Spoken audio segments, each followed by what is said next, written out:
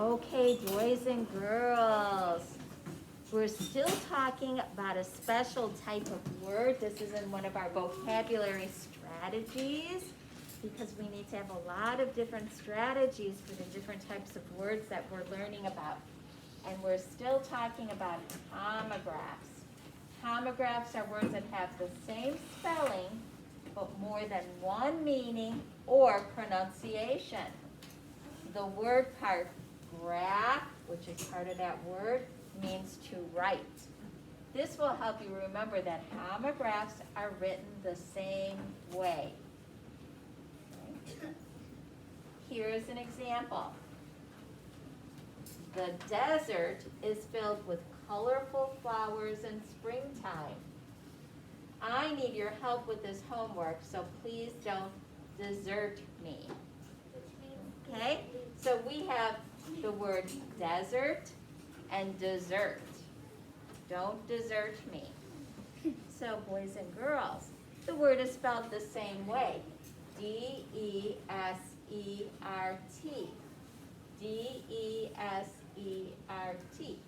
Now, the word is spelled the same way, but did I pronounce it the same way? No. This is desert, desert me. What is the meaning of the word here? What does that mean? What does that mean, Jensen? It's a place, a very sandy place, and then desert is a verb meaning don't leave. Yes, don't leave me. Very, very good. So that's what that meant. So our first word is the place, the desert, and here it means don't leave me. So that's an example of a homograph because it is two words that are spelled the same way. They can have more than one meaning and sometimes more than one pronunciation. More than one meaning, more than one pronunciation. Then we have homophones. Homophones are words that are pronounced the same way. I'm sorry, I missed this one. The conductor smiled and took a bow after the concert. Can you see the nest of baby birds on that tree? Bow. So we have the conductor took a bow. Can you see the nest of baby birds on that tree? Bow. Now here we have an example of something called a homophone. So homophones are words that are pronounced the same way but have a different meaning or spelling. Here, bow and bow have two different meanings and two different spellings. Our homographs had two different meanings, two different pronunciations, but the same spelling. Now the word part phone means sound. This will help you remember that homophones sound alike, like a phone. When you talk on the phone, boys and girls, that means sound, because we hear the sound through the phone. So homophones are words that are pronounced the same way, but have a different meaning or spelling. Here we have the words bow and bow. Can anybody tell me what this bow means? The conductor smiled and took a bow after the concert. What kind of bow is that? Teddy. Like when you bend down. Yeah, when you bend down from the, what part of your body bends with a bow? The waist. From the waist, like that. And then it says, can you see the nest of baby birds on that tree bough? What's a tree bough? Juliana? Made. What is it?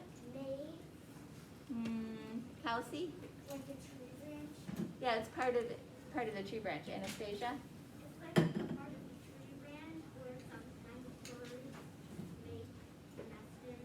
Yes, it's the part of the tree branch that a bird can make a nest in, kind of like you can kind of see all the tree boughs right now because there aren't any leaves on them. So you look, you can see a part where a bird can build a nest in there. We can't see any right now, but we can see all the tree boughs. Okay. Now, boys and girls. So here's a set of homophones. Bow and bow. They're both pronounced the same way. And we have desert and dessert. Don't desert me. Now,